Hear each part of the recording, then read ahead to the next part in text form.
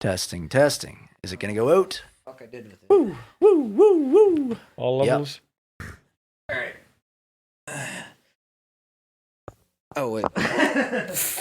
How are we looking? Jordan's boys? gonna be going here soon. No. Hurry the fuck up. We got plenty of time. We got 3 hours. He's gotta- mostly fine. Yeah. But anyways, No, I just wanna- a caveat to this. I have to change. I have to. process everything. Yeah. Oh, that one doesn't shut off? No. Where'd you get that? I had it for a couple.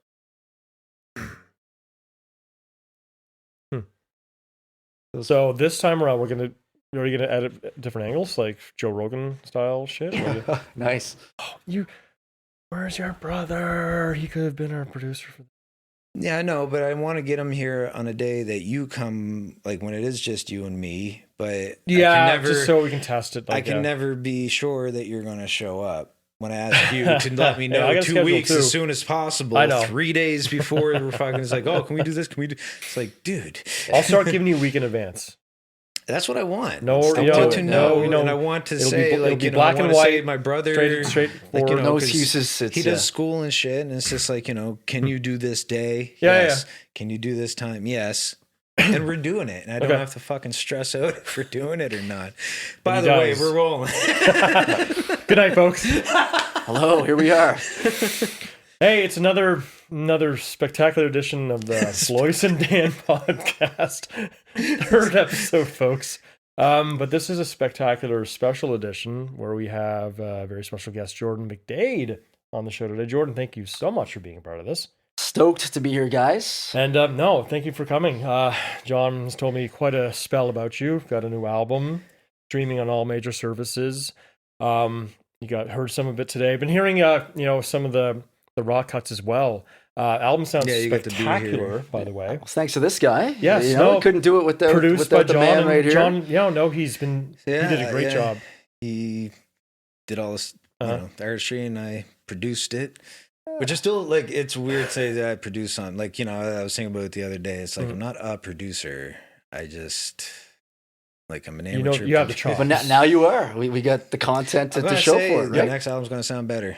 Well, that's you can I'm gonna only make, like, on my part, You and know what? your part The too. soft- But like, They say that- I've learned even things since the album's been released that I was like, oh, I could do this now. Like, Well, maybe the sophomore albums, like a lot of sophomore albums, do better than the original, the original releases. So this could be, down the right path like that too, right? So I mean, sky's the limit for that. only going up. Exactly. It's only going up. Jordan McDade music. Yes. So basically, what are you from originally here as well, like in town? Like, what's your kind of background for? Yeah. So I grew up, born and raised in the dark side, Dartmouth, or on the dark side, I guess. I don't know Nice. if I say that, but So born and raised there. Went to school at Dal in Halifax, and then lived in Halifax. Where'd you take it, Dal? I did engineering. Mhm. Like, so what kind of engineering? I studied industrial engineering, and it's the most impossible thing to explain to people. So this is a real I test. work with an engineer at work as well, and he has quite a background. And it's not easy. And he's still. beers yet? Oh yes. Yeah, there we go. We normally start it this way, and I'm just parched. Well, let's Cheers, boys. cheers. Jordan Cheers, and John. producer. Yes. And then the producer of today, I guess, or the host, I Dan. was not even Host. told, so I'm kind of. I told listen, they all tell me, it's like, oh, I didn't know I was doing 2 songs. Oh, I didn't know. I didn't know I was hosting. It's like, no, I told you, you're taking the helm on this for reasons. Hey, I no. am on the podcast too, but I told Dan to take the helm because I am a part No, of I'm all about it. of Jordan McDade's musical journey so far. So, but yeah. Yeah, so I again Continue grew on up. with the dark side. Right, the Were you fun in story. Cole Harbour? I was specifically. Yeah. I didn't want to say that out there. Well, he's oh, Cole you are? Harbour Okay. Born too. and raised. Oh, really? Yep. Originally, I lived in 2 places in Cole Harbour. One was Shrewsbury Road. Then my youngest brother was born in '86, and we needed a bigger house. So basically, this new subdivision down the road was being built. We got the house built specifically for us. My dad knew the contractor, and we're the only family that's ever lived in the house. Stratford Drive, which is around the corner from Colby South. Yeah. So Stratford, I had friends on Stratford. I was around that area a lot. I went to Astral Drive, elementary, junior high, but I grew up. How old are you, Jordan? I'm 30 years old. we must know some of the same people because I grew up in that area. I went to both Astrals for Did school. Auburn? I went to Auburn. Okay, I'm just thinking my next door neighbor. I don't want to get too personal. No, but yes. But screw it.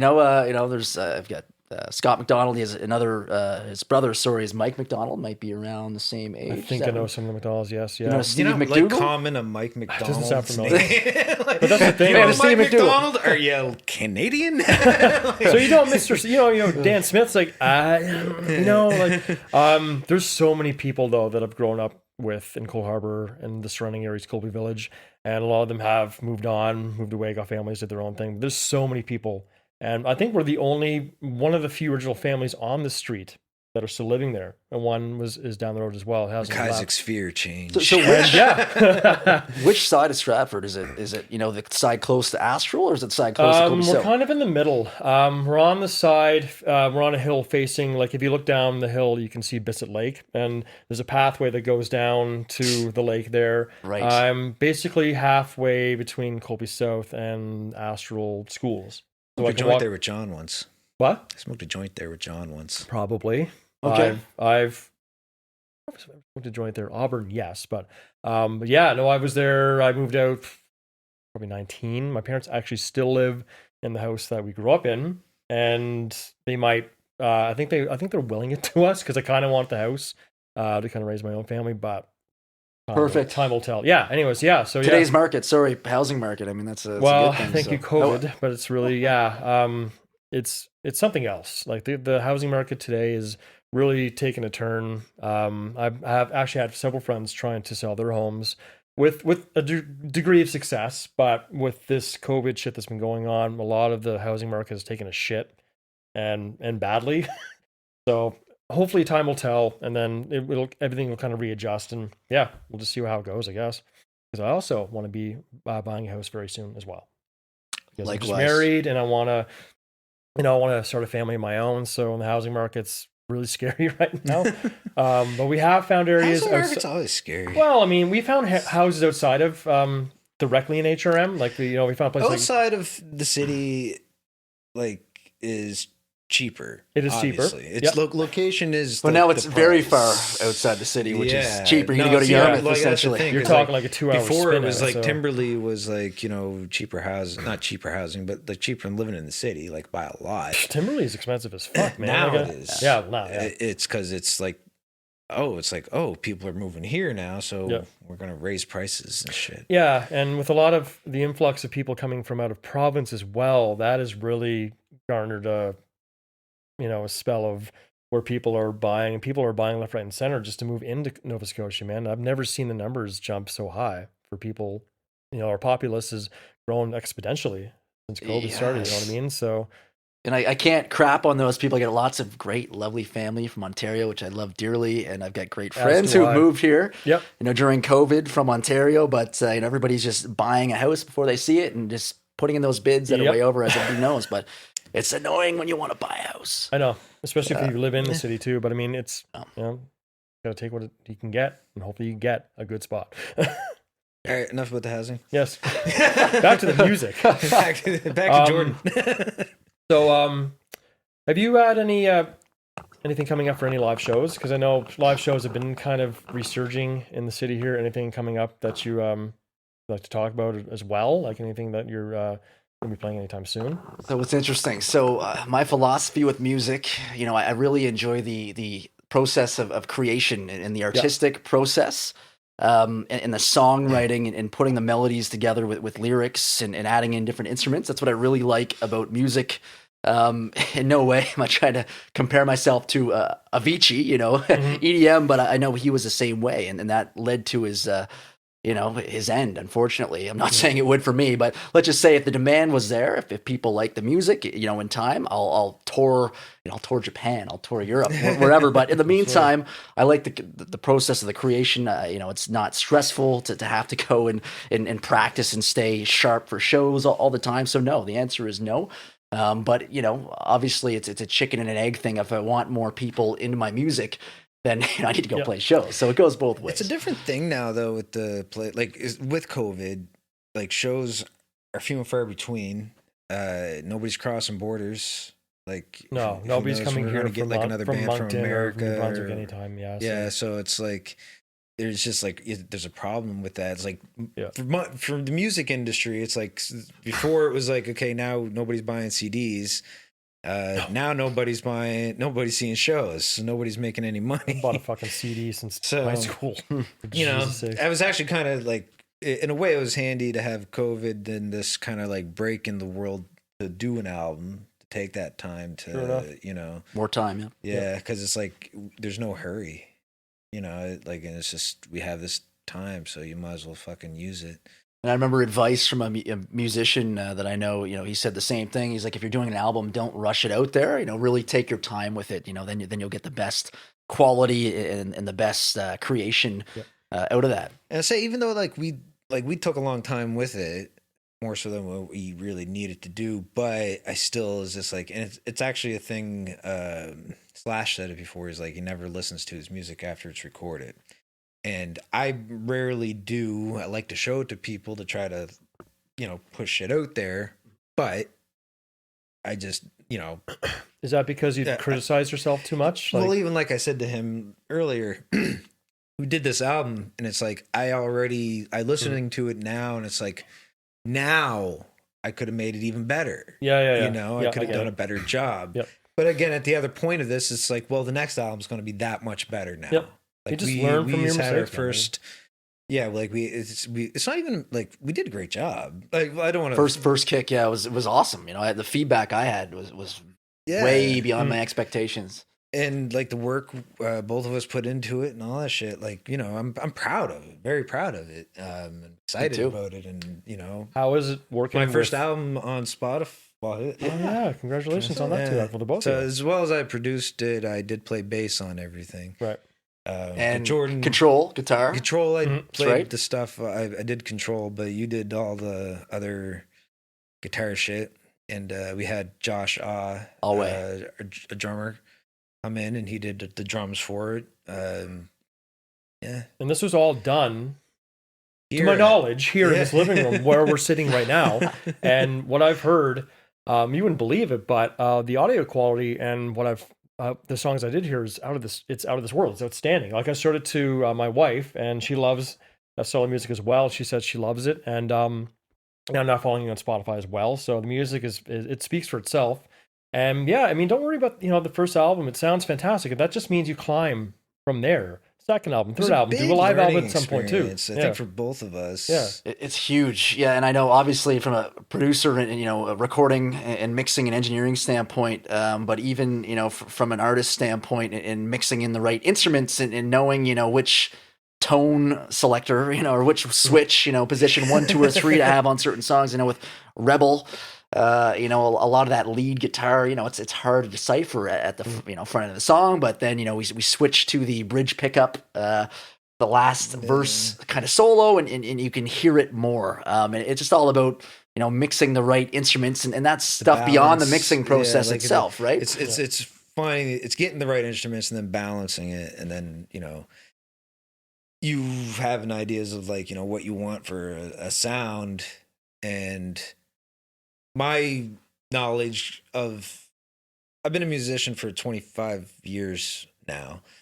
So, but my knowledge of music and I've listened to almost every fucking song ever written. So it's he has a sound or a tone or something it's like, I need something different here. And it's you've always had try music this, too, man, try so. this instrument, try this sound. The saloon And, piano, yeah. It's at the start. We had Last Dance is a song we did. We have 2 versions of it. There's the main full band version, technically. It's really stripped down, but it is a full band technically. The Quentin Tarantino version, I like to say. Yeah, no, that's the other one. Sorry. Yeah, so the other one's regular, but the other one is just the very stripped down version.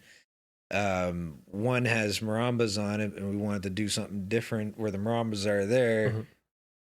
In the main Last Dance, so it was just okay, let's try this old saloony piano type thing because it has a really Western vibe to it, anyways. Yep. And if again, I didn't mention this at the beginning, and I meant to. For everybody that's listening or watching, I guess now, the album is on there right now. It's Fire Me Up, Jordan McDade. Fantastic album. It's available, like I said, it's available on all streaming services as well. Get it on there. I got Spotify Premium. I listened to it on the way home today. Fantastic sound. Did you always kind of have this sound the way you put this album together, or did you ever experiment with different kind of like rock elements or do So different... it's interesting. Great question, number one. I'm sorry to cut you off for a second. No, not at all. We do it all the fucking time. That's what I'm trying to learn right now. So yeah, We're all trying to learn that. bing bang. All right, here we go, guys. Okay, pause. Okay. So the sound, yeah, I've always played, electric guitar like everybody. I think most, I'll say testosterone ridden, teenagers love Metallica, Maiden, Slayer, all that stuff. So Pantera, Cowboys from Hell, riffing that. So that's how I started. In 10th grade with my electric guitar. And then that. What kind of guitar did you have? So it was an ESP LTD version, Viper. You know what? I knew you were gonna say it was an LTD, I bet you had one of those. LTD, yeah. It's a classic, You like. can put a picture up for the... Yeah, I can probably find one. It's a classic, like metal guitar. Yeah. It's the copies, kind of the Gibson SG look, body look in a sense. Yeah, But with a little sharp end to it, I guess.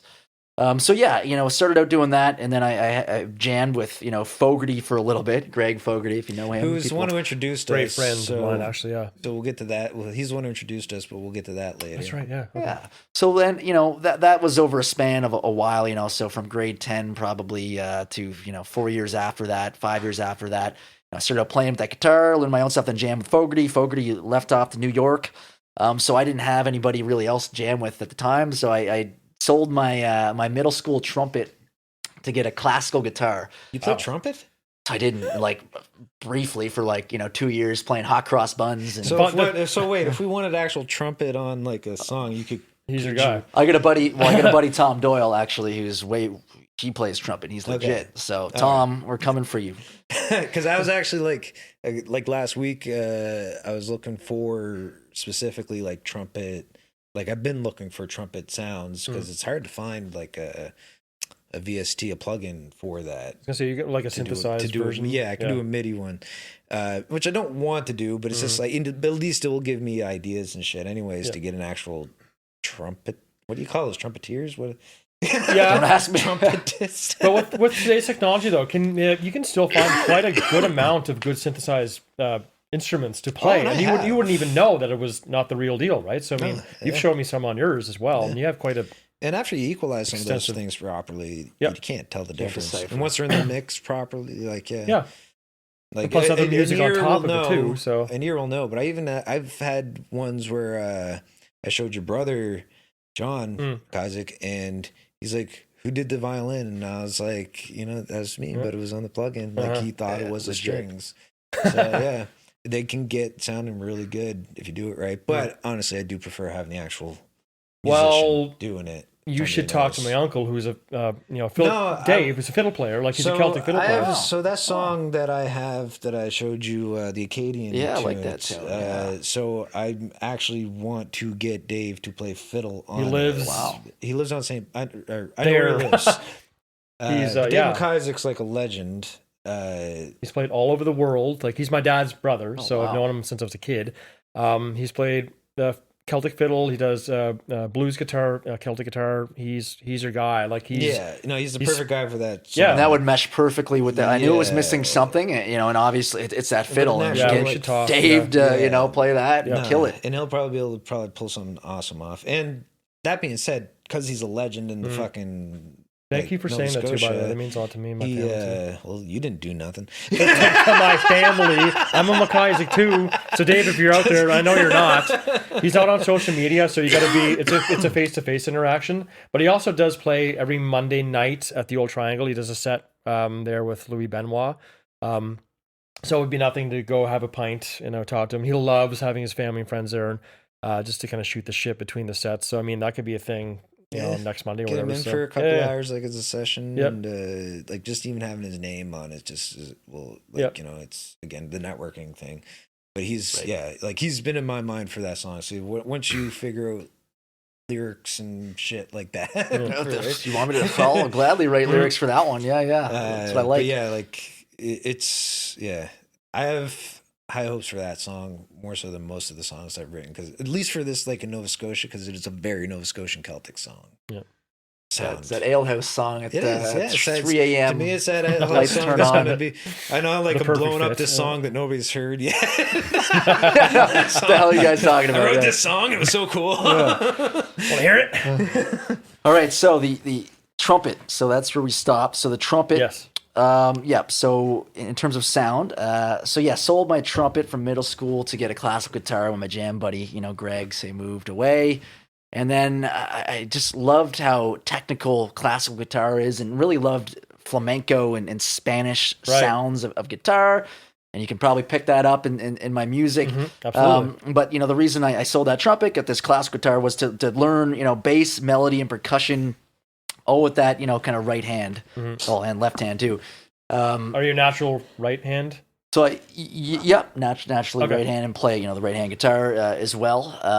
That's how I really started my songwriting process with that. But in terms of sound, just I would say the rawness and harshness and distorted sound came from the metal. Mm-hmm. And I can say Last Dance, that song was actually inspired by a Metallica song, which was a Garage Inc. Metallica song, The Prince, which was they covered by that was covered by Diamond Head. Oh, yeah. There's a melody in there, and I don't want to hum it because I'll sound ridiculous, but I built the Last Dance song kind of on that melody. I've always loved that melody. That was the best melody and riff I like to play. It's the first one I learned how to play on electric guitar. That's where the raw, harsh sound came from. The electric guitar, way back, and then the classical guitar brought the clean sound. And then it wasn't really recently until I really liked the sounds of hollow body and even solid body Gretsch guitars, and just that really clean tone. I just love that. And that was only a recent thing. So, and that might change over time, might be some new sounds with the new album, because it's dynamic. When you came in, you had, like, all the songs were written just you and a guitar. And you did, like, pretty much try to do bass, guitar, drums, all at the same time. It's too much. So it worries me about today and then doing this song. But no. Well, it made me think of the first time you came over, and so he comes over, and I'm like, I had none of this set up yet. I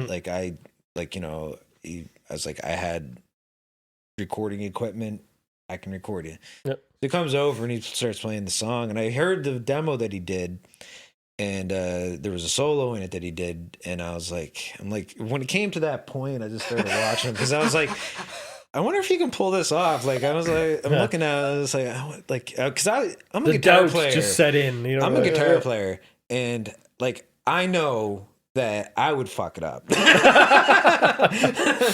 So, but he comes in, but he didn't, and then but it gave him the chance actually to think about how your songs are going to be recorded, Right. and also for me how I'm going to record them.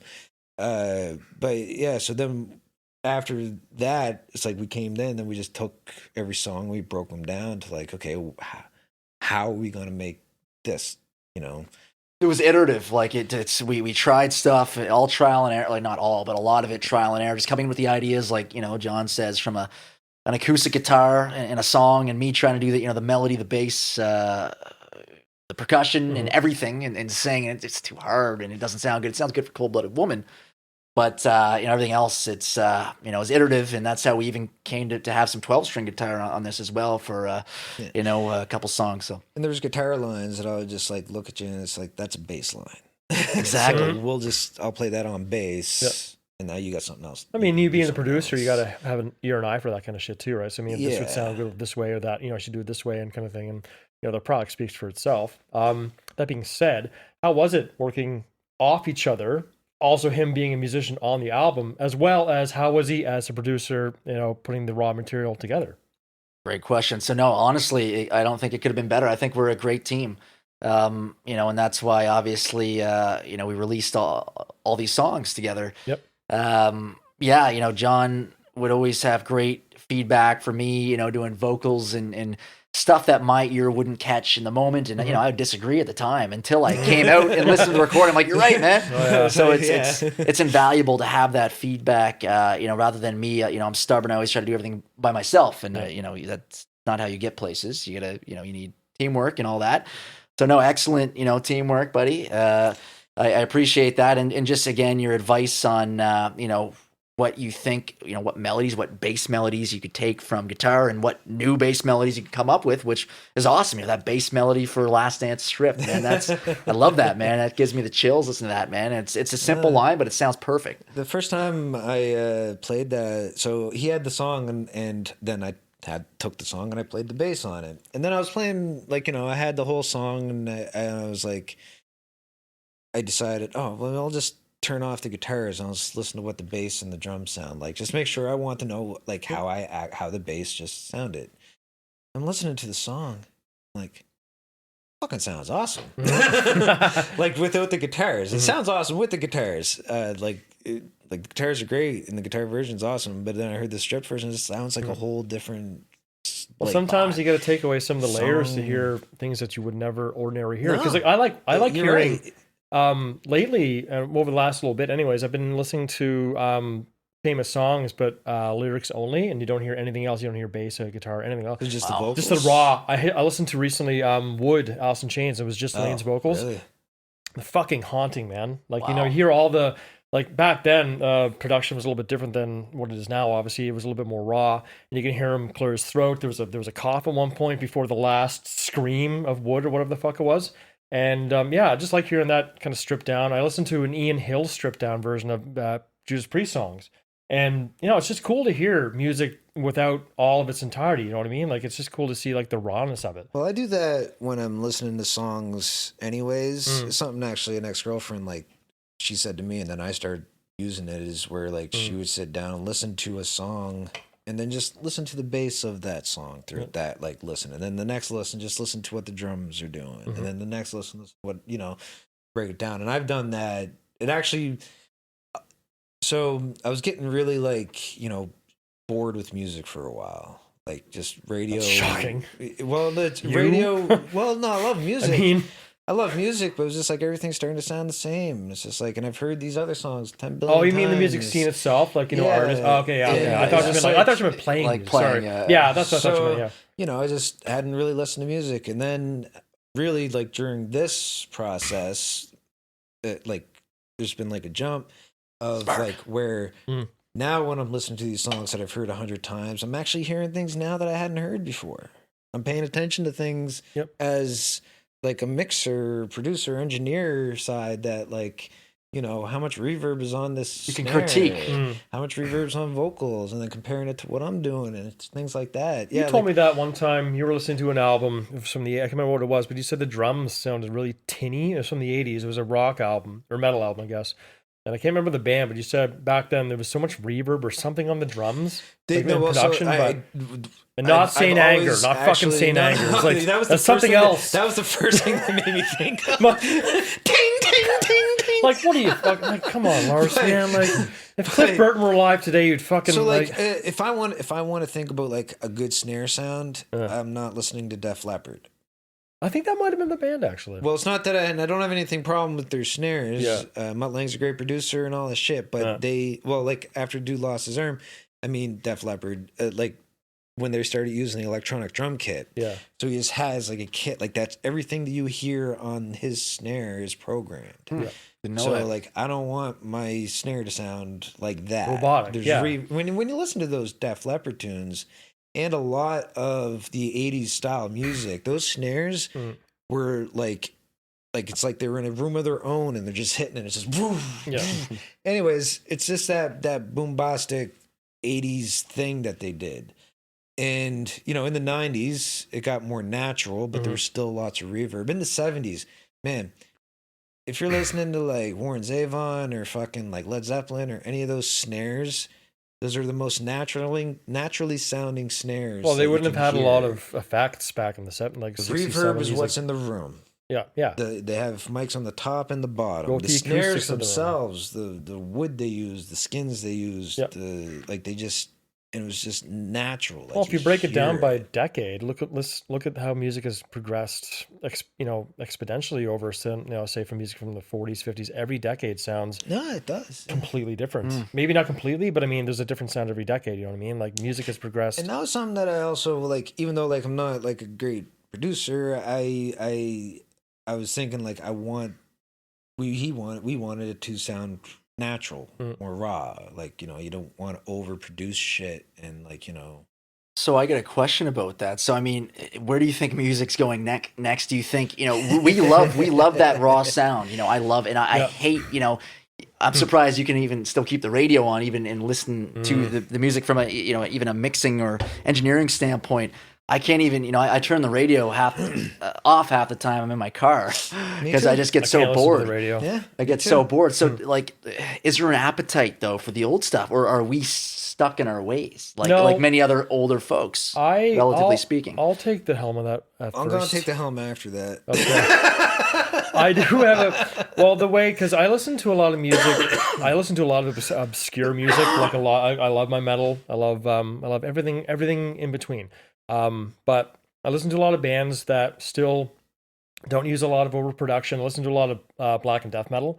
Yeah, sure, they have different effects and they have all the equipment now, but they're not as overproduced. Like a lot of the pop music today is just, it bleeds my fucking ears. Pop like music. I can't, like I listen to Surge, like it's supposed to be like Live 105, but it made a resurgence. And the music, Surge rocks and Halifax.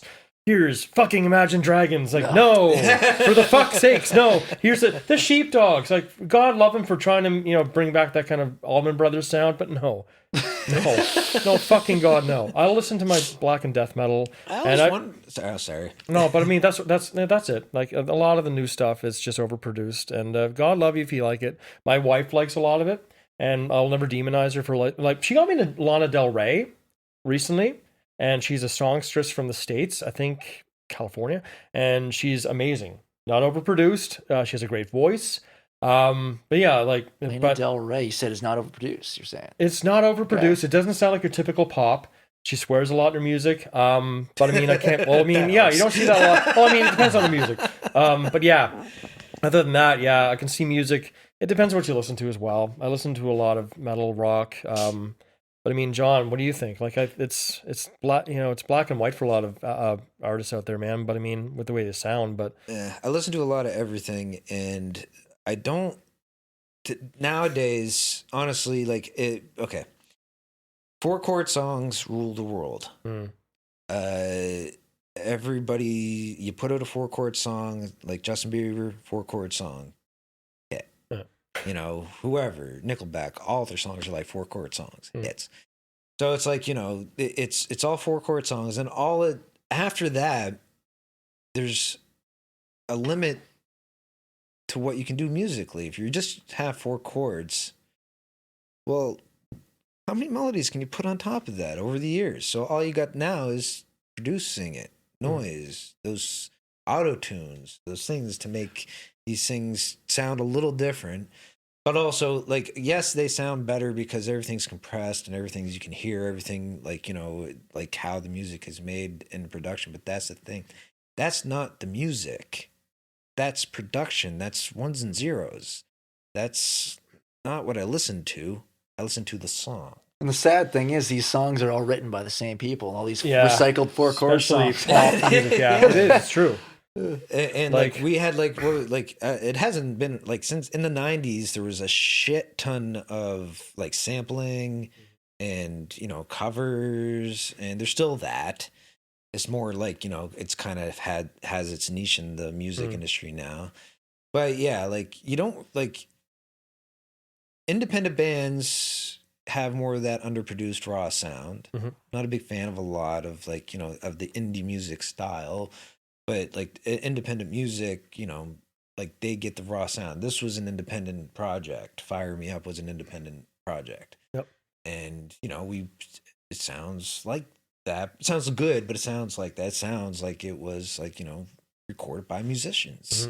Got that old school sound. And I will say, disclaimer, I do succumb to the 4-chord style sometimes. I'm not saying my music is anyway completely different than that. But I try to sway away from it, try to be as original as possible. Well, that's the thing. There's times you can use, like, I'm not saying never use 4 chords, and you use them differently than what I normally hear, so it's fine. But like, when people just ride that 4 chords, like, again, like, back with the Nickelback thing, it's like, this song's a 4 chord song, that song's a 4 chord song, that song's a 4 chord But song. is every fucking Nickelback song a 4 chord progression? Is that like every Obviously album? not. Like the first they're album. gonna use a 3 chord Yeah. progression. So it gets fucking worse. and there's always the 2 chord progression. Right. But once you get 5 chords, it's not muted. Sorry. People won't listen to that. It won't Is be there a any hit. more than 5? Is there is there a there's- limit? Like, I mean, There's I'm not a musician, but technically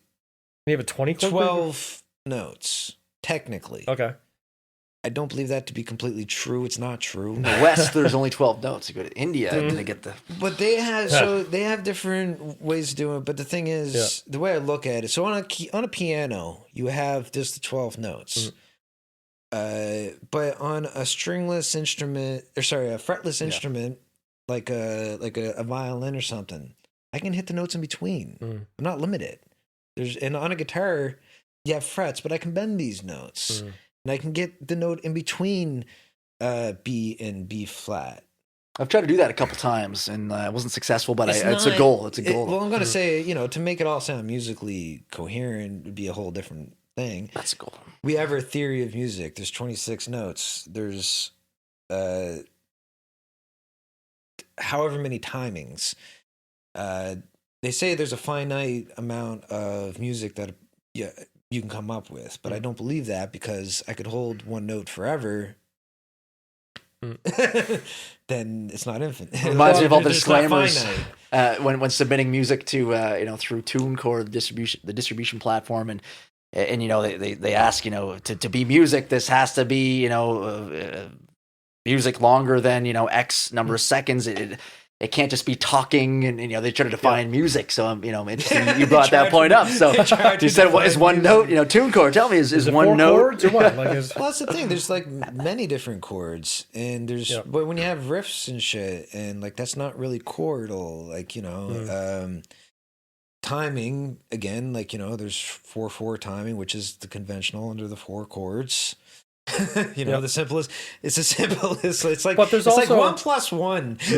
But there's also bands like Primus and Tool come to mind that have off time signatures, especially for their drumming. Off chords. And there's also sections. with Killer. I tried to learn Killer Queen one time by Queen, which is one of my favorite tunes. You told me that was one of the hardest songs you ever tried. There's like 20 fucking chord changes. It's like I can't remember all that shit. I mean, And Brian those May is lyrics, a musician god. I mean, God love him, but physicist, all 4 I of love those Queen, guys are like the best musicians. I honestly, I fucking love Queen. To be honest, man. I Like, one think of my favorite Queen bands. is the best band ever. Guns N' Roses is my favorite. That's band. a shock because GNR has always they're been my favorite. They're my favorite band. Memorabilia Guns N' here of Roses. GNR. I don't see Well, I any. mean, they're right behind you for Christ's sake. Like, GNR, it's usually Slash. yeah, But man. yeah, like, I think Queen is the best band ever. Guns is my favorite. Yeah. I think Randy Rhoads is the best guitar player ever. It's also Slash is classical. my favorite. Yeah. Which I'll lead into this, Jordan. What do you listen to just to kind of relax? And if you're not playing your own music, if you're having a beer, what do you kind of listen to? Oh these man, days? it's the music I I know it's listen an to. open question, It's but- everything under the sun. It depends on my mood, and what True. really sparks the moment. And actually, this is a good example. Last night, I was driving back from my flying, and just the state of mind I was in. I don't know. Happy that I almost have my private pilot's license. But the song by Heart came on. Oh man, what is it called? It's not the obvious one. It's not Barracuda. It's straight on you, straight on me. Crazy on you? No, not crazy on you. It's straight on. It's straight on. Yes. Yeah, sorry, I can't do that. Vocals. Not yet. delete Not yet. delete that. But Wilson, if you're out there. straight on a high for you. Yeah, So doing like that song came on, just that freaking bass and drum line at the start. Man, it got me fired up. Like, oh man, I just replayed that. I heard it on the radio, then I just replayed it on Spotify like 5 times after that. It was just ringing with my mood. Yeah. I don't know why. But there's been other songs like classical music, man. Like you put on like freaking Canon in D, and like walking down the street, I'm like, holy shit, this is freaking amazing, man. I'm getting That's your theme music through life. yeah, man. And then Looney Tunes cartoon. so literally everything, and it wasn't until recently. Most of my classical growing up was from cartoons like the Looney Tunes and stuff, like all the classical music. I listen to it in the radio now just because, again, it's better than 4 chords. But, well, they say classical music was the original heavy metal, man. So I mean, it's technical, man. It's technical. Well, that's when they developed the 12 notes and all that shit, and then those guys, all of a sudden. Imagine this. You're in this period of time where all of a sudden music and you can do whatever you want with it. And these guys are making these fucking symphonies, man. Like blow your mind. Yep. Difficult to play, but melodic and beautiful and all this shit. Like they tried to use all the notes more than the other guy. And you have like guys who just like are fucking amazing, and like Stradivarius sounds different from Mozart. Mozart sounds different from the other guy. It's I got to comment on that too. I don't think music will ever be that good again because we're so distracted. People are so distracted by their phones and entertainment, and it's hard to lock yourself in a room. Like songs are gonna be 30 seconds on average soon. Guarantee it. Yeah, next 10 years. TikTok, man. Yeah. I'm trying to, I say follow Jordan McDade music on TikTok. I didn't do shit on TikTok. I just had that there, TikTok, just to have it there. Maybe one day, it'll be up. But man, I don't know. Just like going back to the old sound, the rawness, the Zeppelin and the off timing. Which adds human element. Like I don't know if the freaking Gen Zers have that. And slower. Yeah, and, it's what you do with Cold Blooded Woman. Yeah, because that you speed up a little bit, but that's how you're feeling, right?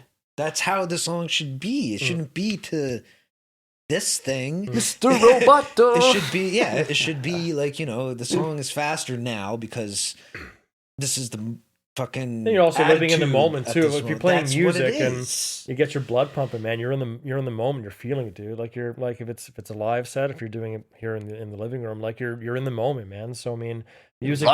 I love music. Like I don't I've never I used to play a little bit because my older brother always had instruments, and I kind of taught myself a little bit. Got a couple licks on bass and guitar, but I've never fucking gotten anywhere with it. I could use my voice. I sang. Well, we were gonna try to get something off the ground, but I mean, nothing really came from it. I practiced a little bit. I did take lessons in junior high on guitar, my mom's old guitar, but just I can't get the fingering down. Like I can't stretch my fingers enough to reach the chords, man. Yeah, try playing a classical guitar with a fatter neck. It makes it harder. You're like a 12 fucking string, man. Like it's that too. On your album, there's a song I played bass on. I'm going from like 1 to 5 or 1 to 6 on the bass. Oh man, something that came like when I recorded it, I'm like, I don't know if I'd be able to do that live. Like I'm like cramped up and fucking, and I can do it recording it, sitting here and everything, but it's like it's a long stretch, and I have guitar fingers. Yeah. And they've been growing like they were made to play guitar. Well, playing bass versus guitar is not quite night and day, I imagine. But I mean, do you find it much different from going between guitar to bass? So a lot of people will say that guitar players play bass like a guitar. Yeah. That's why I couldn't do bass I couldn't do my own bass. I sucked at it. Well, look at Lemmy. Like Lemmy doesn't play bass like a bass. He plays like a fucking guitar. Like that's what he even said. So I didn't want to do that. I wanted to play bass like a bass. Right. So when I played, like I have a bass and I like fucking around on it. I like, I learned like I Want You Back by the Jackson 5, which is an insanely difficult bass line. And a lot catchy, of those, good bass it's line. a fucking wicked bass line. The same thing with, Express Yourself. Who played bass in the Jackson 5? So wasn't Jermaine, was it? It was one of them. Yeah. But he didn't play that. They had music like they got that. Yeah. And I don't even know if he actually played the actual bass line live. Oh, 'Cause fair enough. I could not imagine, like, I can barely play it as is. Yeah. I've been playing guitar for 25 years. This kid's like, been playing bass for like maybe 10, and he's dancing and he's singing. He's got to remember all his choreography. He's like, Yeah. no, they Yeah. have their, Well, these they guys- have And he their- was that they close have to their being- These guys wrote the professionals book in of the musicianship, background. man, Yeah, so- they He have was the that- professionals in the background. That close to being castrated, so he had no choice. Oh fuck. Yeah. Yeah, lucky Sound Michael What do they Caine say? The saved him. castrados? But yeah, like I always looked at the bass as the bass. Like it's not following the guitars. When you have like in the 90s, that's what a lot of them did. Those 4 chords were followed by the same 4 chords on bass. But there's like it's a whole other instrument meant for a purpose, and like rhythm and all that shit. And the guitar does, or whatever, however you want to fucking play it. Because there's bands that like lead with bass, like Royal Blood and all that stuff. Well, Typo Negative for one. Yeah. Motorhead and all those. They're lead singers and they sing as well, but they lead with bass. And Rush, Yeah. bands like And that. if you look it's at more- bass players Yep. like Cliff Burton, any of the fucking guys from the 60s and 70s, like they didn't play what the guitar was playing.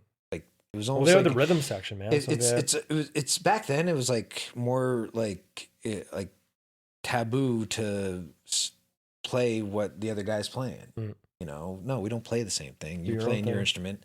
I'm playing my instrument. Yep. Play 2 different things, Yeah. but we play the same song. yeah. Just trying to catch up or keep Yeah. up. So when I played bass on the album, that's what I really looked at it as. Also, I didn't want to take anything away from what he was doing. I wanted it to back him. We wanted to Back him compliment up. what he was doing Yeah. too. So, which is another thing. How is it working? I don't know if I've touched on this before. The musicianship side of things. Did you guys kind of like bounce a lot of ideas of how to play everything together while you're putting the album together, or how that kind of formulated itself? Like what I said when he had all the songs, basically like when he was doing everything like as one.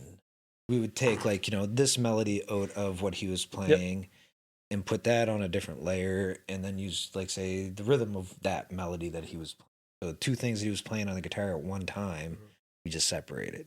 Yeah, and like expanding on that, so like I've got a million different. I could redo one song 10 times in 10 different ways, but it would still be the same song, but just different elements like Last Dance, Stripped. So that's my problem. I got so many ideas. It's like which ones and where do they stick and fit? Which ones do I which melodies work? And yeah, so that's a problem. What else? Musicianship. Well, actually, sorry to cut you off. Yeah, no, it's all good. I had a thought because, like, when we first talked about having a bass player on the album, or having you my thought was having you play bass since you knew your songs. But then That didn't work out well. yeah. So yeah, we tried, and I was like, okay, I'll do it because I have the song. Like I can play this long to the song. I have as many tries as I fucking want. Yeah. Like I have all the time in the world to just have nothing better to do. I'll play bass on it. There's some times where I ask like, what note are you hitting here, or what's the run that you're playing behind that? Well, you guys had to work off Honestly, each other though, just to make sure the sound was I'll organic. say honestly though, and I was really happy about it, was I did all the bass and then I showed it to him. He had no complaints. I liked it because I can always work with it. That's good though, man. No visions. I was just like, so this is what I did, and that it was like that focus of what I wanted to get out. Again, it wasn't taking anything away from you. It wasn't like, here's the bass solo. Yeah. No, it was, or this. It wasn't just a my way boring. or the highway kind of dichotomy between you two. No. It's kind of like, okay, No, It was like like not even really small arguments, just like No, it's objective criticisms and how do we work yes, together to make this better? which is going to happen. I mean, any band has had that Yeah. happen in over the years, man. So I mean, like there was that's what all it really was, just like helpful criticism. trying to get it right. And I always said it's like he has the final say because it's his music. Yep. I just have my strong suggestion. No, but they're good, man. And even like back on the musicianship in that, and again, to Blois's point, I had all the songs, kind of in an acoustic version and mode, and that's how I write. I write based off an acoustic guitar, but I would play different runs in a certain way, and then I would realize, especially with playing the 12 string, I learned this, while I was doing it in the booth here. It's like I keep messing this up. So and you don't realize you mess it up until you hear yourself, when it's recorded, legitimately. So I in the moment I had to change the way, the finger positioning and which strings I would hit and which frets, I'd have to change that run and use it, play it differently. And therefore I would play it more accurately, it'd sound better. So that's what I learned a lot of, with this recording process. So yeah, it's good. It's finding that, not being too word soft, not being too crazy, trying to find the middle ground. And you always want to be crazy. Like I like singing in my car and I'm always going crazy, but then you hear yourself, you're like, that sounds like shit. A lot of the stuff, it's like, man, I think it's going to sound good. It sounds horrible. And even, I know I love to finger pick and I love slapping the strings. And we learned that with, I think, Last Dance. Last Dance, but more so with All I Feel.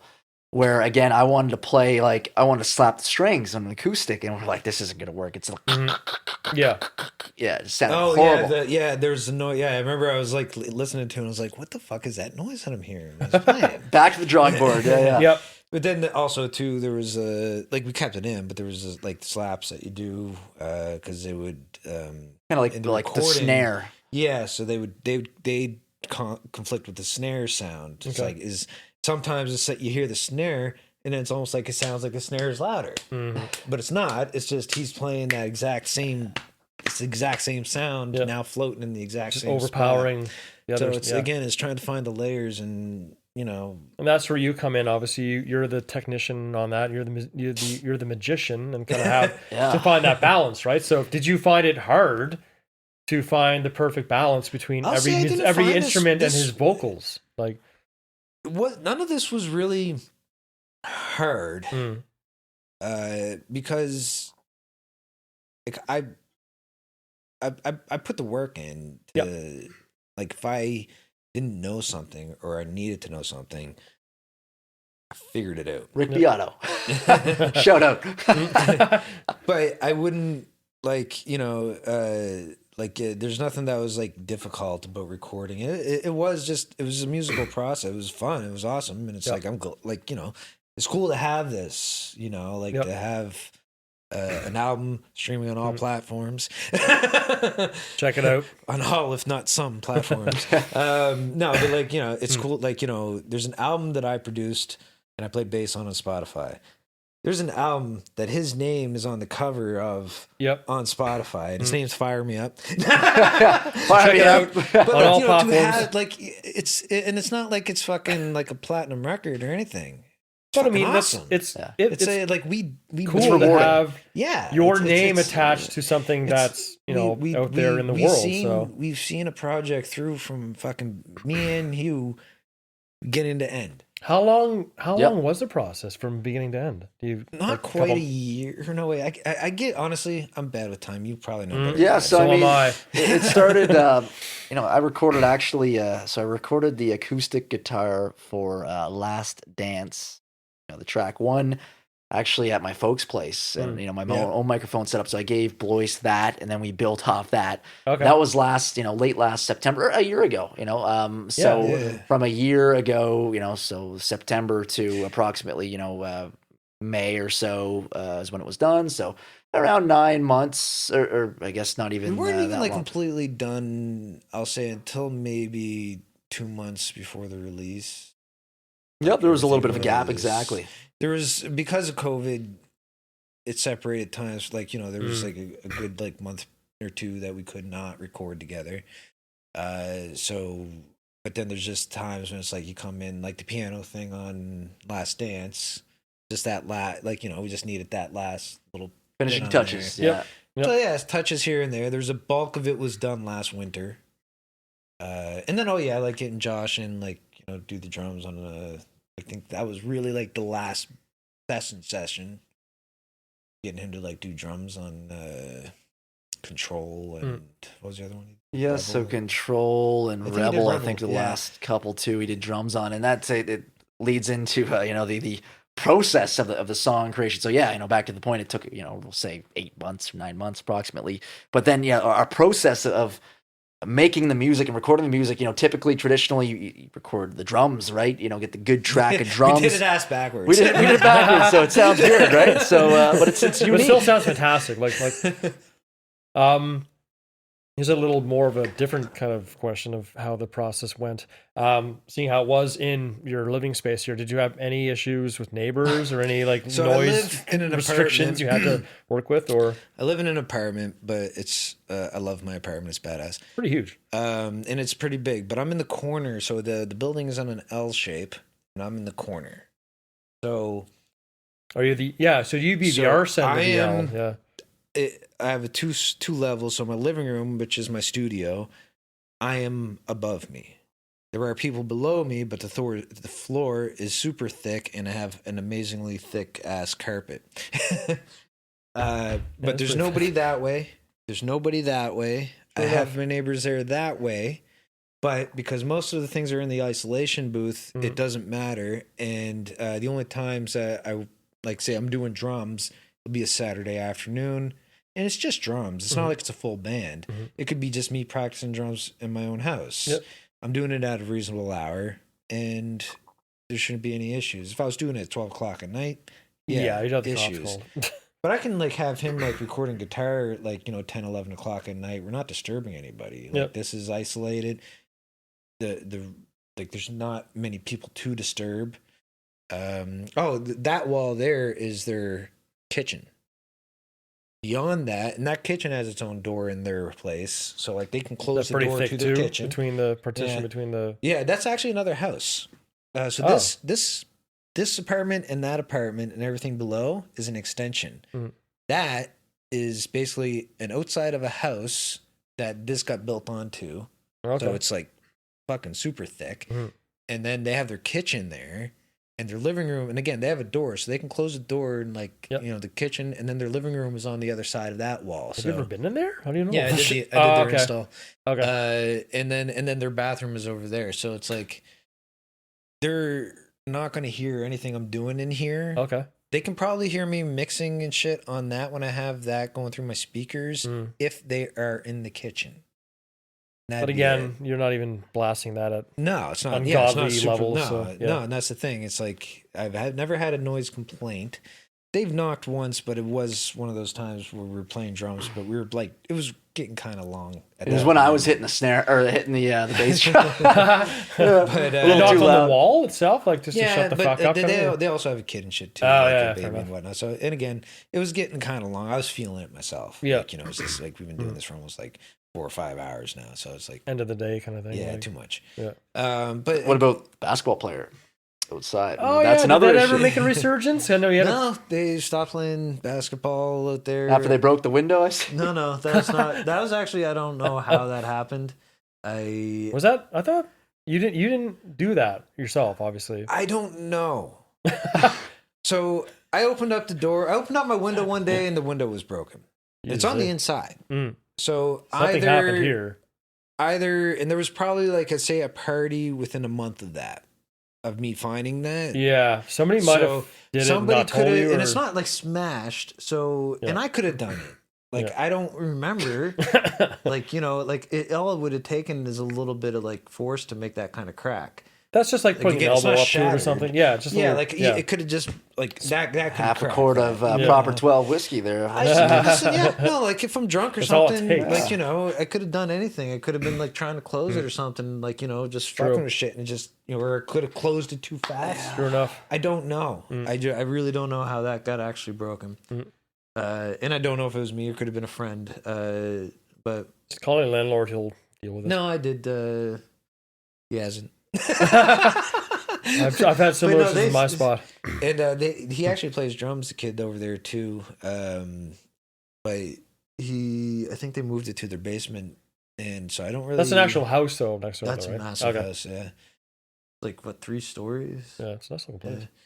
Well, it'd be basement, main, second, third, the attic. But Yeah. that's where his drums used to be. I know because I could hear it right next to my. And you would play it, when you're waking up in the morning there, you're sleeping in, late, but still. Yeah, I was like, shut We the actually fuck up. lucked out because there wasn't much timing or times where we were recording and they were playing basketball. So I think there was only one time, maybe. And it might have been in between some shit too, or something like that. We got really lucky. Yeah. Yeah, no, we did. Yeah. Hard enough to line up a date, to get Well, this happening, yeah, right? it's As you're a saying, long Dan, process, too. and COVID really took the time out of your sail for that too. But I mean, done. It's out there now. So no, I'm really happy for you, man. That's fucking amazing. So yeah. And we met through Greg. Oh, yeah, I mean, Christ, I've known. Actually, I'm gonna grab beers. what kind of dog did you get again? Oh yeah. Okay, well, You say, put it on- show me. well, Yeah, there we go. listen, I'm recording. So There we go. Let's see the dog, man. I think this is her old bedspread. Oh, jeez. Is it a rescue? Yeah, Oh, right on. They both are. So this is that's our latest one. That's Luann. Nice. Luann! Oh, that's like the color. Black and the white. Black and white. A lot Yeah, of, we do believe. Well, she's from Louisiana, but she was taken to Texas. Anna's Angels is the whatchamajigger there, the shelter. Yeah. In Texas. She was rescued. Nothing really bad happened. They had a litter. Just they were put there. They're there as well. Another dog. Oh yeah, big dogs. Also rescue. Ripley? Ripley is. I didn't know she was a rescue. Oh yeah, she was found in the woods by a hunter. Oh, really? Left. You know what woods? I don't remember. Somewhere in HRM. So we found Ripley on.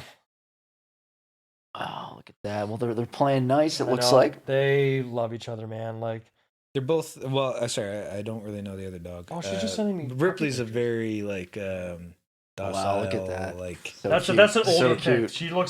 She's bigger now. I was gonna say she looks like a little puppy there. Yeah. She is. I don't even remember. point it to a camera. Yeah, I Just, got to show this to the viewers here. So yeah, we're just talking.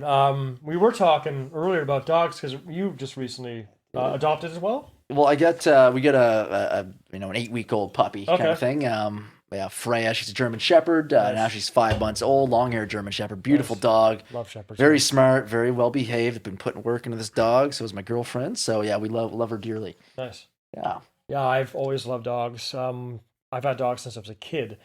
But yeah, my wife actually. You get no sleep if you had a dog. I'll send you. No, I'll show everybody. I wanna She's get a keeping cat. me sending me pictures. Now I'll show you this one. So I don't know how well you can see this, but we This just point, recently adopted our new puppy Luann from Texas. Originally from Louisiana, they got her in Texas. We actually she was shipped down here on a converted bus, like one of the small buses. And yeah, we picked her up 7 months ago. She's about, I think, 8 or 9 months old now. Oh wow! So you got her when she was She a pup. was Yeah. a pup, like a Yeah. young, Oh, wow. like Oh, small wow. ass puppy. She's like, beautiful. love What her. mix is she? What She or what- is. It's a weird fucking mix. And she's Catahoula, which is a southern hunting dog. They're native to, I believe, Louisiana and the surrounding areas, like the bayou, they're used for hunting boars, like wild pigs. Wow. So she's Catahoula, Catahoula Shepherd, and some Chihuahua, which is her temperament. Wow. Okay. So You know what it's always- a weird mix, but a little vicious. he's love her to death. I love dogs. It always Oh my gosh. fucks me up. Is like, so they say like humans like bred dogs into what they are now, right? I don't really understand how they did that. Like, Domesticated wolves. yeah, so so I don't know how many different wolves, but how are you getting from a wolf to a fucking Chihuahua? Yeah. Well, it's all depending on. I mean, Like, look we at can spend. like these, like a wolf. Yeah. And have you seen like a wolf? Yes. Like a big, like they're massive. Wolf to a chihuahua. I mean, Like, that's, I mean, like they're like an average like big wolf is like twice my size. Yep. Like fucking massive, man. Like, and- especially like, and I worry about stepping on chihuahuas. which are also just as vicious. Because I I can lived punt with the a girl. chihuahua, I lived with a but girl. a wolf will that- eat me. Well, my friend, I lived with her for a spell. I was best friends with her brother, who was also living with us in the house. She had 2 chihuahuas, and they wouldn't shut the fuck up. Jeez. Like one anybody that thing I came hate to the about door, small like it was dogs, just man. oh my They weren't God. socialized well when they were young. Well, they It's just all- and they would bite you. No, like But Luann, our puppy, she has she has her moments, but every dog does. Love that name though, by the way, Luann. Okay, so there's a history behind that too as well. Well, our girl Ripley, who is going to be 10 in November, we were going back and forth with the names. We settled on Ripley after Ellen Ripley from Aliens. Okay. The Alien film Wow. franchise, Sigourney Weaver. So Ellen Ripley is her full name. Luann, since she was in Texas, and we thought she was from Texas, but we found this out later. She's from Louisiana. But Texas is home to King of the Hill, the TV series. And who's on the series but Luann Platter, Hank's niece. So I was like, you know what? She's living in Texas. Name her Luann. So it stuck. Right on. So it's Luann. Luann but Ripley. also like Louisiana. Yeah, that's what I was thinking Luann. about. Yeah. That's what I was. That's why. No, I did not till right It's like, fucking yeah, now. Louisiana. Put that together. Good night, folks. and Dan, on the TV topic. Yeah, I mean, it was Your brain instantaneously said that clear to a us. long time ago. Holy shit! That's all these are coming to fruition. Louisiana, Luann, yeah. It's, Holy fuck. but like, look, so our dog Freya, we named her. Same thing after a TV show. Not a state where maybe there is a state, Freyanesia or something that we're unaware of. Freya. No, Freya's, From Norseman. So Norseman, it's like a Norwegian. yeah. They make fun of Game of Thrones kind Yeah. of thing. I think it's hilarious. But it's not in subtitles actually. They film it in Norwegian and they film it in English. So we watch the English version. But there's a character. It's like she's a pretty woman. She's tall and pretty face, but she's got a very manly body, and she goes and rapes and pillages with the males and the hunters, and her name's Freya, which is also a name of a Greek goddess.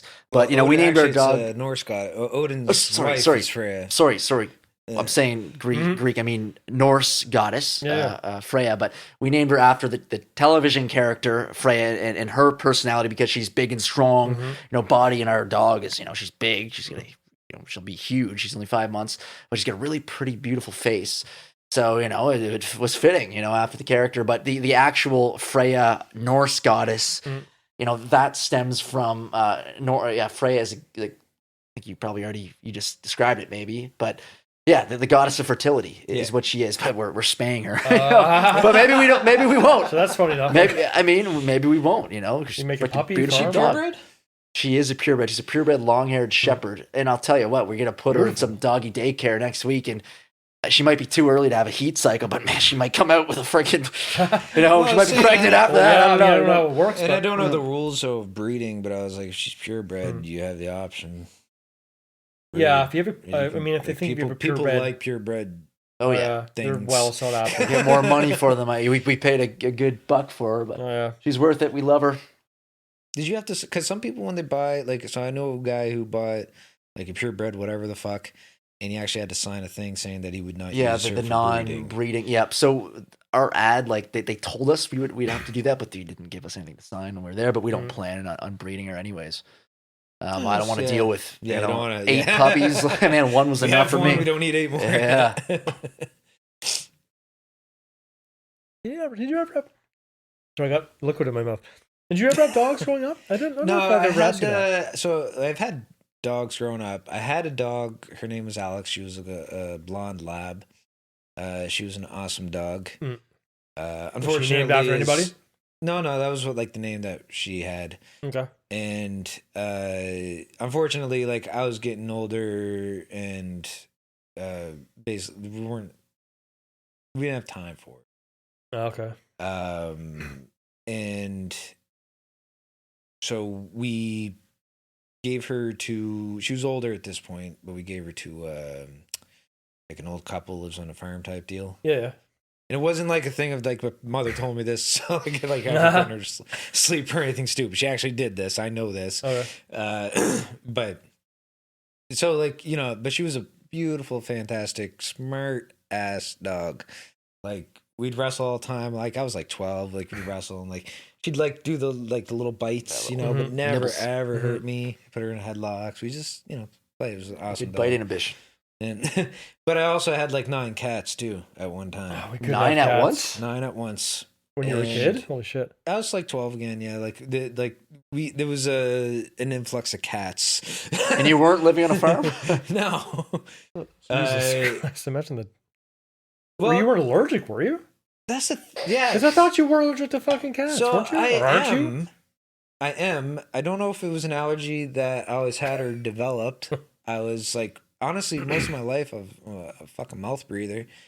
So maybe it was an issue. But I still have those issues anyways. I have the worst nose. Well, I mean, we couldn't even have cats growing up because all of my immediate family are definitely allergic to cat hair and cat dander, and we could have dogs because I guess it's a different kind of fur. But no, we have a cat now. Well, we've had him for 10 years, almost 11 years.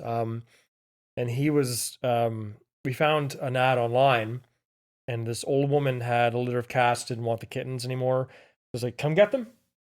Out the fucking door free. So I told Emma, I was like, you want to go get a cat? Yeah, screw it. It's 10 minutes down the fucking road. They're so easy. Oh my God. And we get there, and there's a whole fucking ass load of cats just wandering around this house. And she said, those are the ones in there. Take your pick. That one. This small runt of the litter. Yeah. This black and white kitten. And he was fucking beautiful. So it's like, I want that one. You want? So we took him home. And Little did he know that he chose the devil. Oh my God. Oh, and he has a story. I'm not going to get into that. Yeah, we'll get that another time. You owe me a cactus plant. But speaking of which, though, we brought up Greg Fogarty. Plant. Yeah, I still owe you for that. Yeah. But Greg Fogarty, who's a mutual friend of all of us. The glue that keeps this together. The glue sniffer too. Well, so yeah. Yeah, like you guys got introduced through Greg, correct? I reached out to Fogarty, Greg.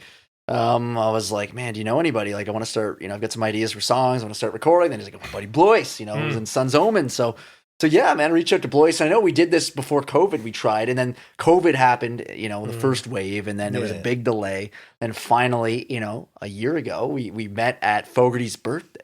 Yeah, shit. Down at the Oasis. What is this birthday I coming was supposed to be there for that. Fuck. Something or other. I don't know. We were all together. I think it was Fogarty's birthday, and you're sending me you're showing me photos of the booth, the isolation room.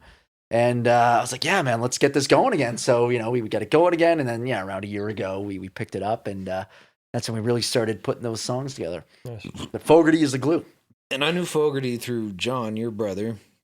And I've known Fogarty through Well, sorry. Well, no, it's just because you know him through John. I know Fogarty way the fuck back from elementary school because I was in his sister's grade, Alana, whatever. We're not supposed to name names.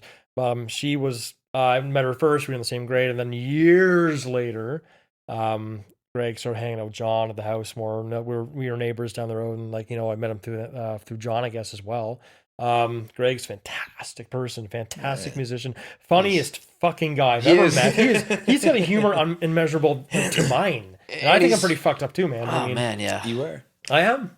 I can attest to that myself. Well, Fogue was in Sun's Omen with me and John. Yeah, on bass. He was the third bass player for Sun's Omen. That's right too. And we put a lot on that guy though when he moved.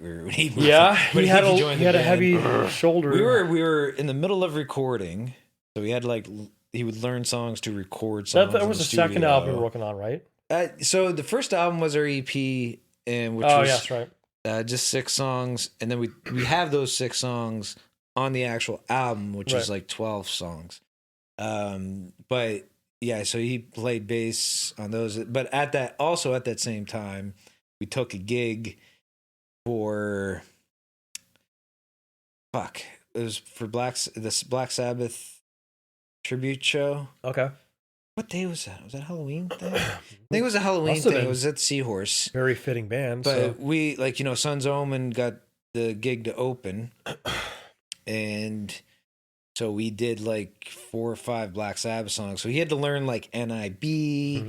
He had to learn all these fucking sick bass licks with that too. So yeah, that's I mentioned it. I played bass on the album, and I'm not too keen about playing bass live. Not saying I'll never. Fogarty said he'd play live. He's all down, and he's going to be the creative director too. Yeah. Well, and I said Fogarty's the guy that I would know who would do the right job, a good He'll do it well. We can't say enough good things about Greg Fogarty, so I hope you're watching this, Greg. Yeah, Greg. Well, little guardian angel. He is a comedian, man. He is the funniest guy. I was at my, him and I and others were at my brother's bachelor party up in Cape Breton, a month and a half, or 2 months ago now. Geez, summer's flying by. Summer's gone. But yeah, nobody, he only knew a few of us there. There was around 12 or 15 of us, and he just stole everybody's hearts, stole everybody's laughs. He was hilarious, man. does. He just needs to start filming himself because he would be famous. He is hilarious. He has the personality. He's just so quick. He's quick to talk. Zingers. He's quick. The zingers are amazing. His laugh is infectious. Like, I get him in a room with me and him, and like there's friends obviously around as well. But me and him we're banging off each other, like all the jokes. Like I'm in fucking tears just what he's saying. Yeah, dude. Like, yes, tears, man. Yeah. I do want to get him on the podcast. Greg, you're next. He needs to be a regular. He needs to be a freaking regular here with you boys. Oh, I know. Well, we're in talks to get some friends and some other guests on as well. Now that It's all scheduling. Yeah, we've had guests in the past. When it was just the audio, we actually had. I don't know if Picnic Face. They were the local. No way. We had Brian McQuarrie on. Really? I met him somehow. We became fast friends. We gamed a lot on PS4 together, Nice. which is fucking awesome. He lived around the corner from me at the time where I was living at my old spot. And I met him on where were we? Downtown Dartmouth, and I said, "Hey, man, we started talking. He's like, I'm on my way to film a podcast, record a podcast." Anyways, long story short, we got to talking, and he said, "You want to be on? Like, I know you probably got a hectic schedule, but at that time, he wasn't doing Picnic Face. He was doing like a regular Joe job." Because I haven't heard, of Picnic Face in a long time. It's been a while. They dissolved. Okay. They kind of went their own ways. They were very popular, right, for a long time. Incredibly popular. Yeah. I mean, Andrew Bush was on there, and they got Mark Small was on there. I can't remember all the names, but Brian eventually came on. It was only audio at that time, but I had a fucking blast. Nervous as all fuck. Because You were? I was, Okay. because I had to do a lot of research into his, delved into his And I past. asked the right questions. Exactly. Yeah, So Well, you didn't do a lot of research for this podcast. thanks. just had to listen to the music. Good night, Jordan. Go, Would you brother. do us the honor?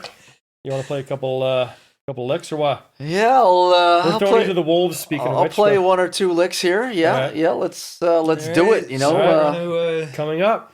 cut you guys off, and then we'll be back with Jordan McDade doing Stay some tuned. songs.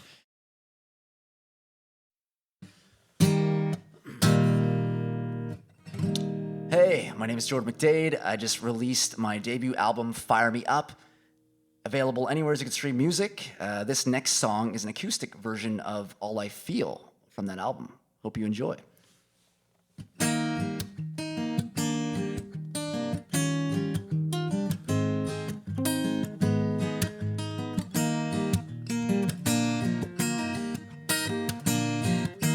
And all I feel are the waves of good vibrations carrying the sounds of sweet lullabies. You shed a tear in my eye. Oh no, I ain't gonna cry. Yeah, I'm hanging on to someone better. Around the world, girl, she's got plush skin. Her essence is glowing. She lives every moment like no one's there to watch her be. Oh no, the one and only. Yeah, one fine woman. Who cares? So sick and tired of pretty lady games. I want that one. Unattached to superficial fame. She's a real woman. She connects to stars with her mind. She'll drop a bomb on others. So let it on across that line. Just one more step.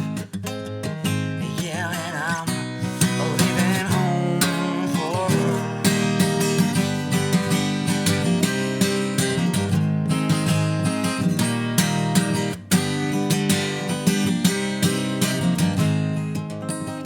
A pretty lady, baby, light in the streets with fire. My tricks are fins and burn you alive. But lady, baby, I'm not gonna try. Cause the games I play will keep me inside of that one woman, the one she flies low, doesn't try. Yeah, she's one in favor of a million guys. That one woman, baby, walk on down that line. Cause you fire me up all night.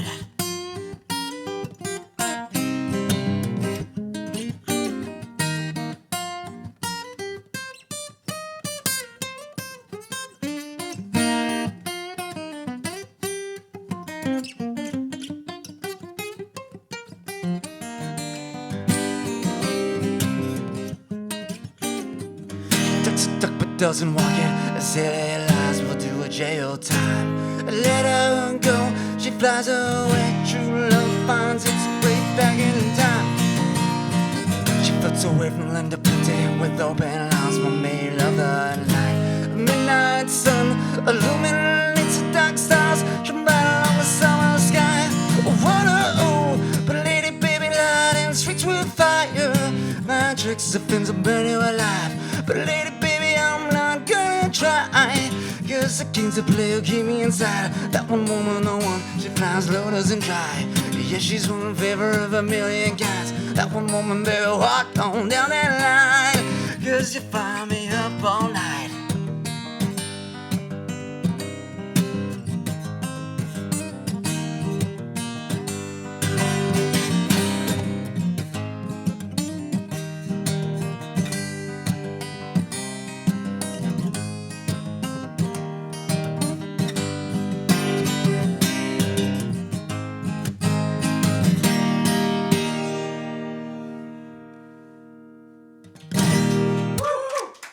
Thank you, everyone. Check out my new album, Fire Me Up, anywhere you can stream music. Jordan McDade. Thank you.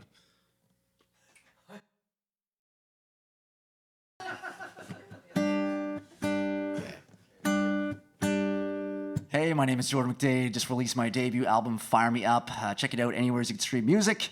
But this next one I'm going to play for you is actually a new one, not on that album, but expect to see it soon. It's called Thin Blue Line.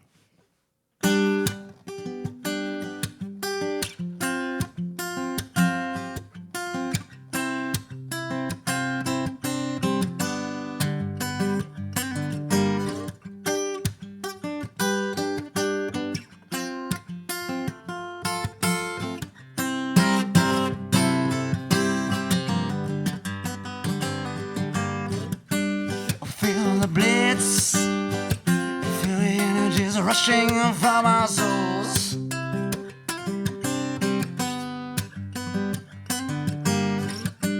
It's times like these when they come around, we stay away, don't go.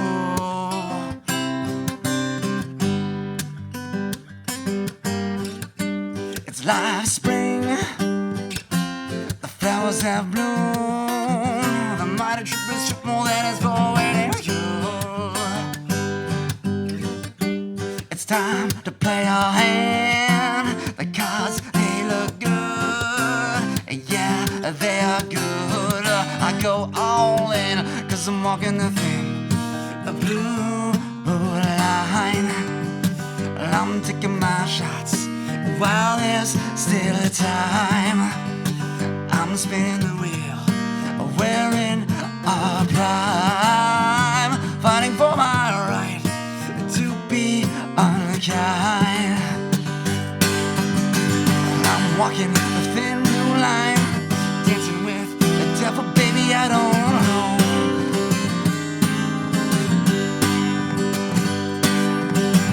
I'm walking the razor's edge, I'm looking for the meaning, going with the flow.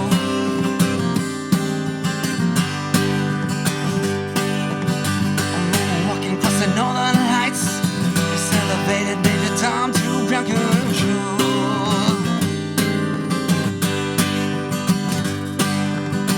There's a pokey, baby, watch your six.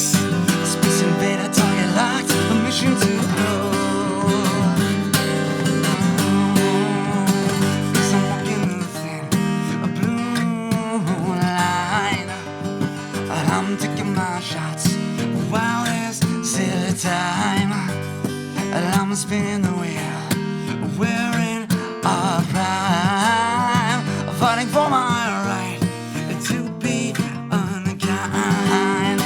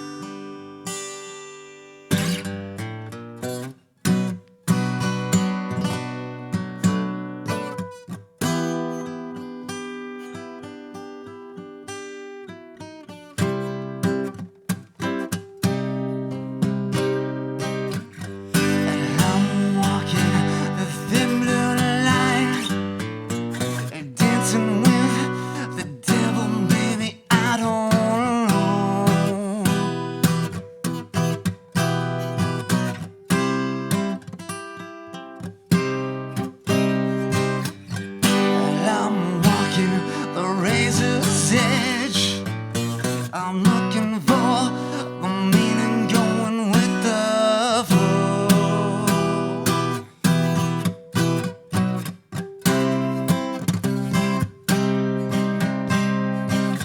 I'm walking, crossing all the lights. Space elevated, Major Tom to ground control.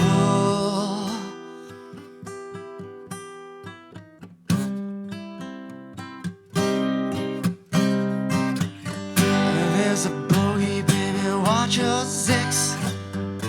Space elevated, target lock, permission to blow.